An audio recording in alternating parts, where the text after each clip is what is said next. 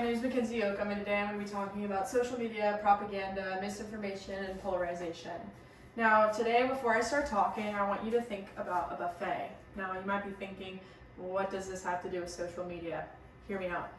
When you go to a buffet, you have your plate, you're looking at all the food. Now, there's some things that you don't like. Personally, I'm not really a fan of egg salad, so I'm not going to get the egg salad. I'm just going to keep getting whatever I like. Now, I really like this buffet place. They keep baiting me to come. My friends are like, you need to come, you need to come. Okay, so I'm putting my plate and I'm putting the same exact thing. Now, this is kind of how social media and echo chambers work. I keep feeding into my interests and what I like without even trying it. And maybe I don't like it, but maybe I'll try different things, or I'll talk to my friends about, what maybe they like it or I don't like it. So that kind of goes into social media and how we consume media as a whole. Now, on my agenda, I have my introduction, my research questions, my codependency in the user, the filter bubble, autopropaganda, propaganda primers, and internet hierarchies, misinformation and disinformation, my conclusion, and where do we go from here? So, in my introduction, I am kind of baiting you guys on what is on the agenda for today. The digital age has introduced many ways of meta-communication, linking people together by creating personalized forums for many to post opinions that link our culture together by the common currency in social media, shareability. Now, this word is very, very important in my presentation today. The number one thing that makes something viral is its shareability. Now, it reaches other people and it begins to create trends like Black Lives Matter and Stop Asian Hate, or just election and voting advocacy. It's a trend. People are feeding into it and they're sharing and creating engagement. This becomes a feedback loop to continuous political polarization with little regulation to combat it. So my research questions today is, to what extent have personalized social media algorithms contributed to the stark polarization of interactive media within the past 5 years? And how are misinformation and disinformation infiltrating feeds? And how does propaganda manifest into belief? Codependency in the user. So I have this wonderful quote right here. It basically says that providing, social media, it's a distinguishing factor when you're talking about news media and having a meeting place with high connectivity. Now, you don't really see that in mainstream media. It's only in social media where you get to comment and you get to see other people what they're saying. And then I have this interesting fact right here. 60% of Twitter, or X, which switched to a news app in 2016, users visit the app to actively search for the most recent news or headlines. And then this user is an active carrier of information and recommendation to content to others. They can publish their own content and thoughts without institutionalized gatekeepers. And I also noted that it's really important that news outlets, you need to remember that they're also economically benefiting of it in this capitalistic culture that we have. So news media, not necessarily that they're clickbaiting, but they are trying to get people to interact with their own media rather than the other. So I researched the filter bubble.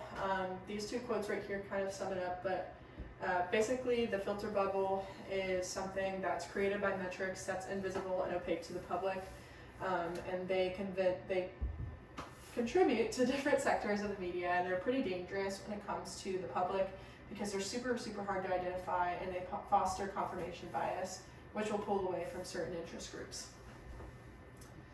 Now, autopropaganda, propaganda primers, and the internet hierarchies. I feel like this is kind of the biggest chunk of my research. I think that's really important because propaganda not necessarily is just what you think of in World War II times. You think of it as something that's kind of outdated. Propaganda is very real and it's rampant throughout our social media. So propaganda has made its way into news media currently, and it's normalized because of the use of political figures and influencers who are promoting and circulating it. This is very, very important when I talk about shareability.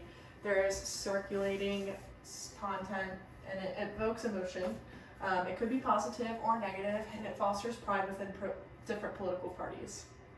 So I have a couple of excerpts here. This is basically just talking about the alt-right movement and how they use hashtag MAGA, which is iconically Make America Great Again, and then hashtag white supremacist, It talks kind of a little bit how it's anti-feminist, racist, white supremacist, just kind of some hateful factors, but usually people who are in this don't really identify what is wrong or how it's harmful when it's combating different movements like the Black Lives Matter movement, hashtag all lives matter, white lives matter, of that sort. And then this over here is basically just talking about that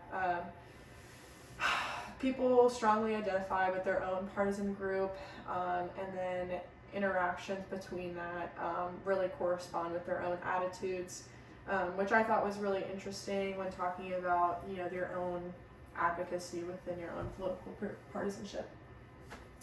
So this graphic is really, really interesting to me. The independent factor basically is time. So when you're talking about the past within the present, when you're talking about the past, it's a little bit more cultural values, relationship with parents, relationship with peers, and the individual. So all of these arrows kind of just map out how people are influenced and how influencers are influencing today in the media. So as we come near the present, the closest thing we got is media coverage on events, which is what I'm researching. And I think that it's important because all of these are relationship, and more of these is more people, and then down here is a lot more media mainstream. Now, I'm talking about misinformation and disinformation, generative AI, and different things that spread really fast, and fake news. I think it's really, really important that we figure out what is misinformation, what's disinformation, but inevitably it is here. It is in our news media, and we are now reaping the consequences because today's media is designed to persuade and capture virality. And this excerpt is really, really important right here. For propaganda to function, it needs previously existing narrative to build upon, as well as a network of true believers who already buy into the underlying theme. Social media helps the propagandist spread the message through an established network, and then with those shares, a particular social network accepts the propaganda storyline as a fact. This is super, super dangerous when you're thinking an opinion or a influential marketing, you want to say, becomes a fact within the media. So I also have this graphic right here. It talks about the number of engagements via the year 2016, which is an election year.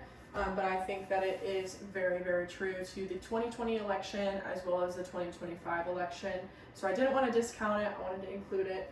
But it's basically saying that we have a downtrend of mainstream news and an uptrend of fake news.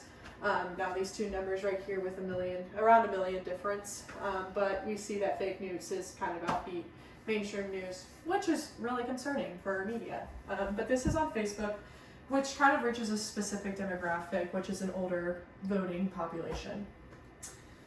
Now, for my conclusion, I wanted to say that we can conclude that the content that fosters connection and the shareability of the political media has contributed to the stark polarization of the media within the last decade, and it's really heading down a dangerous hole, even with social media regulating information to users. So I kind of touch on that right now. There have been social media apps that are placing identifying features to alert the public that it could be misinformation or disinformation, but it is still taken very seriously. And the propaganda persuades users that something is a fact even when it's circulated with high engagement numbers. Now this needs to be broken in order for the polarization to kind of bridge that gap. We need to start thinking, you're not wrong, I'm right and you're wrong. We need to stop that mindset. I think that propaganda initially underlines that, and I think that it's really, really dangerous to have in our social media today. Now, how do we go from here? So I think that digital media literacy should be taught in education curriculums, especially for this younger generation growing up. I think in order to kind of bridge that gap and break this polarization, we need to teach the younger generation that it is okay to learn from others that are different than you. And then younger generations, of course, feed into a bipartisan media. I think that now that the younger generation is kind of a little bit more apt to social media, I think that's really important that we instill in those kids that it's okay to, find different things that you like or maybe you don't like but you're just curious about. And then beware of the media that you're consuming. I kind of had to look on my own social media and see what's going on, but just being careful of feeding into those engagement factors and those hashtags. And that is it. Thank you. These are my citations, and I hope you have a great day.